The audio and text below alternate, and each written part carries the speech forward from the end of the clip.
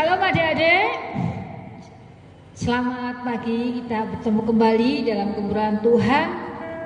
Meskipun dalam keadaan apapun juga kita tetap cinta kepada Tuhan Yesus. Kita pujikan Ku Cinta Yesus.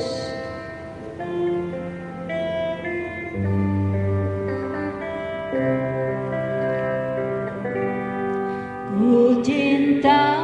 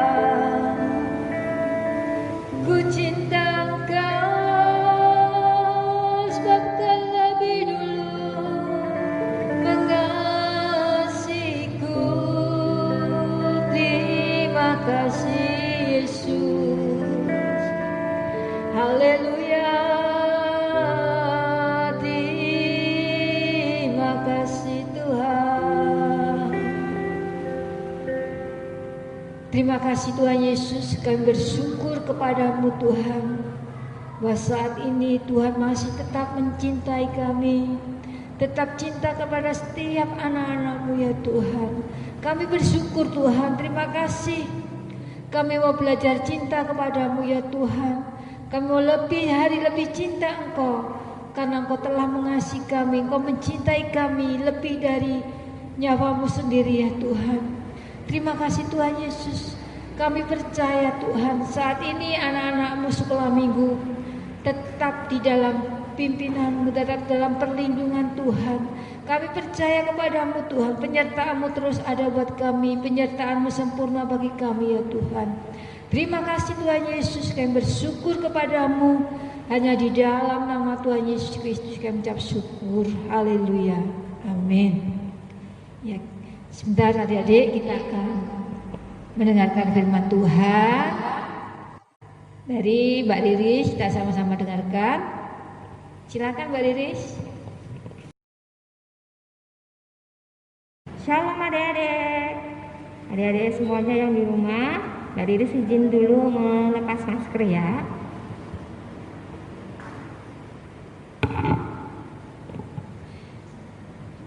Kembali lagi Mbak Riris ulang ya.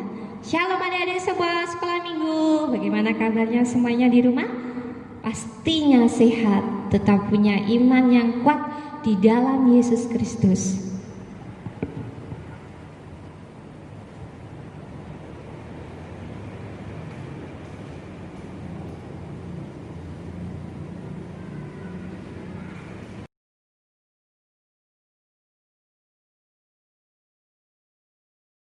Riris menyalakan sebuah apa adik-adik?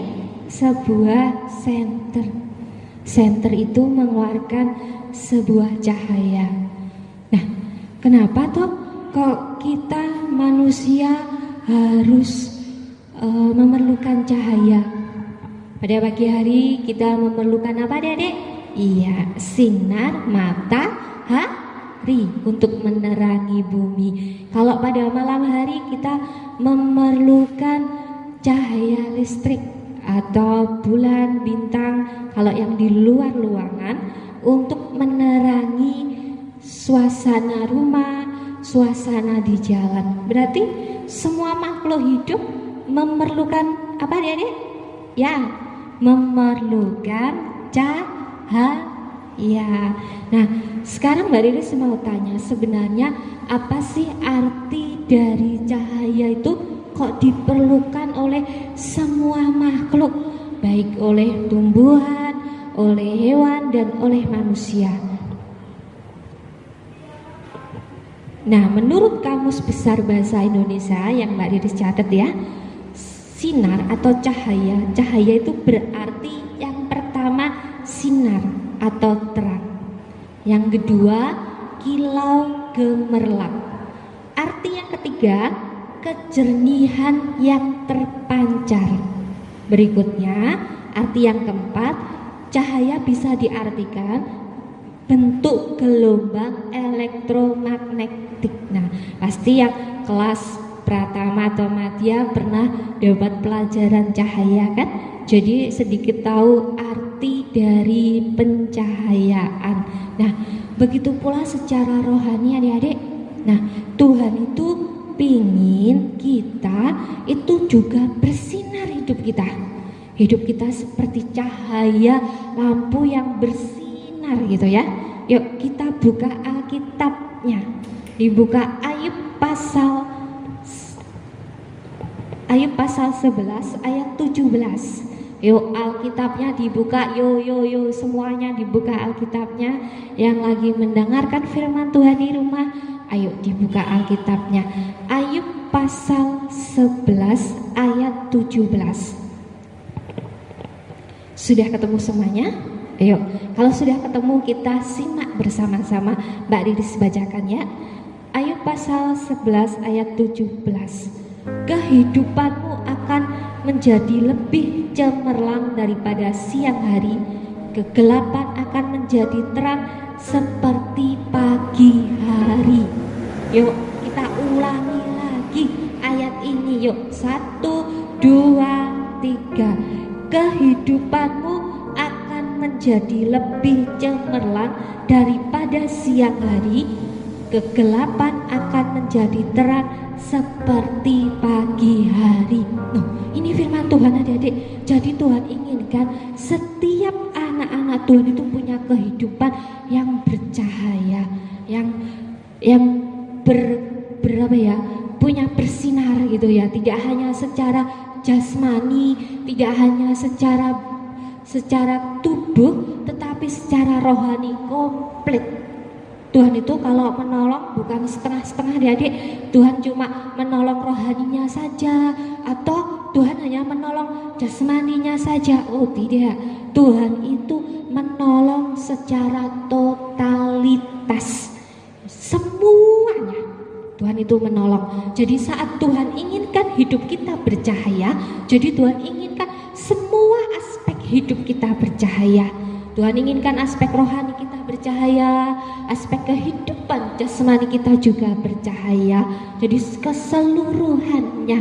Loh, yang sekolah gimana? membawa senter setiap hari ya ke sekolah? Oh bukan adik-adik.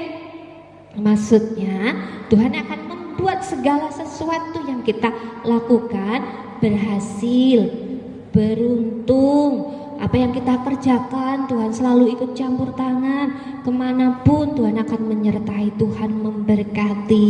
Nah tapi caranya gimana Mbak Riris? Ada caranya supaya kehidupan kita bercahaya. Yo, pengen tahu caranya? Buka Alkitabnya lagi di Mazmur pasal 27 ayat yang pertama. Yo, dibuka.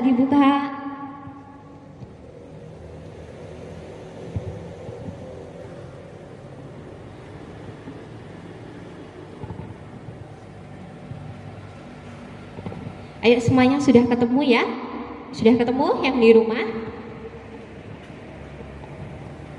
Bentar, ini kertas catatannya Mbak Riris taruh di bawah ya. Nah, sudah. Mazmur pasal 27 ayat yang pertama. Tuhan adalah terangku dan keselamatanku. Kepada siapakah aku harus takut? Tuhan adalah benteng hidupku. Terhadap siapakah aku harus gemetar? Yang mau Mbak Riris garis bawahi yang bagian A saja ya adik-adik ya.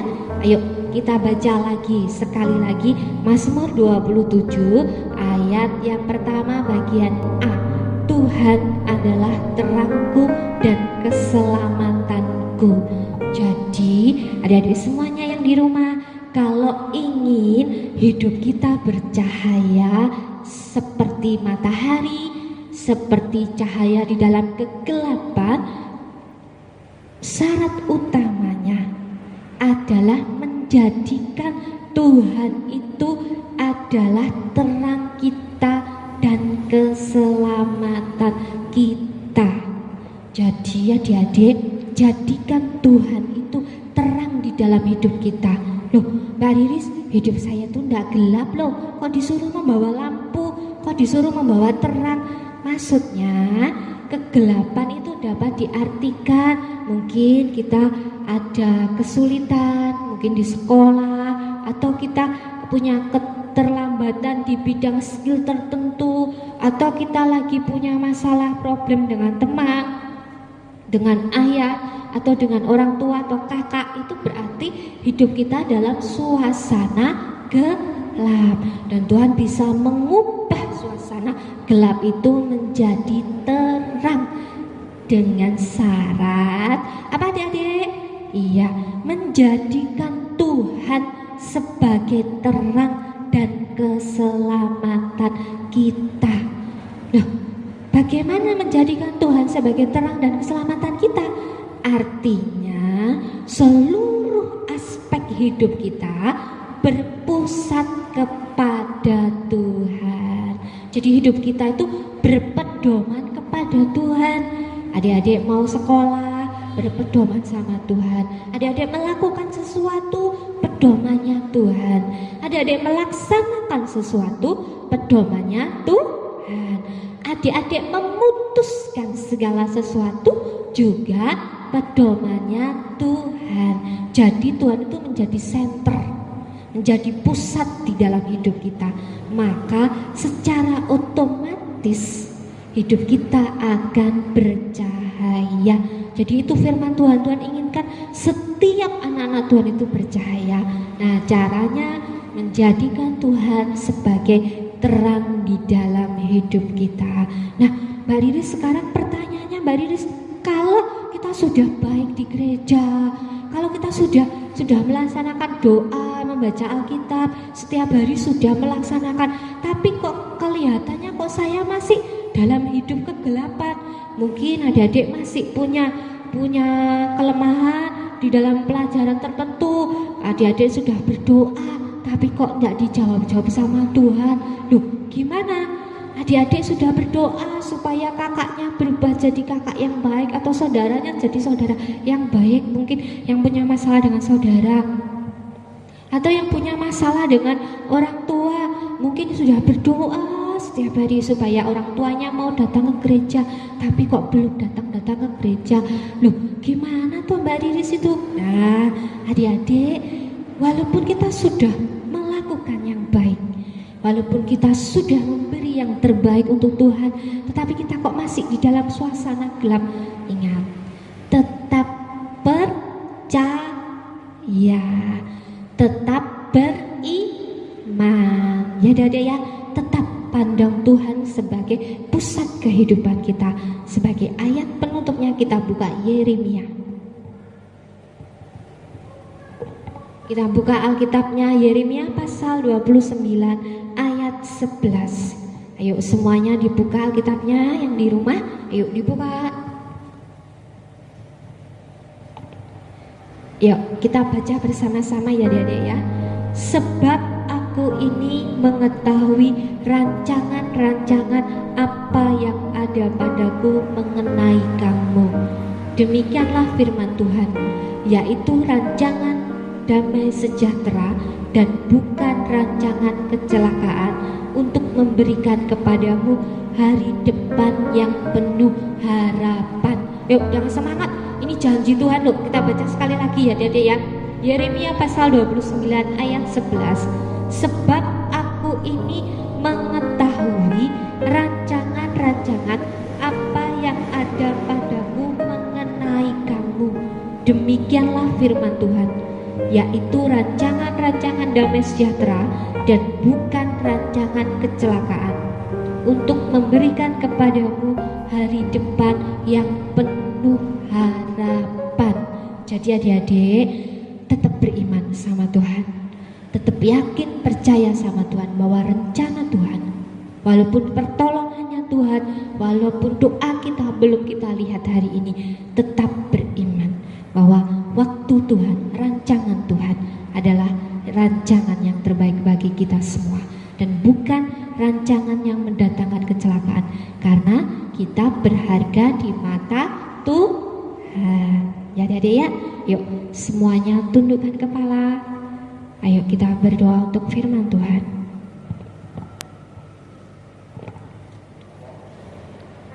Ya adik-adik, kita akan sama-sama berdoa. Kita tahu bahwa Tuhan memiliki rencana yang indah dalam kehidupan kita.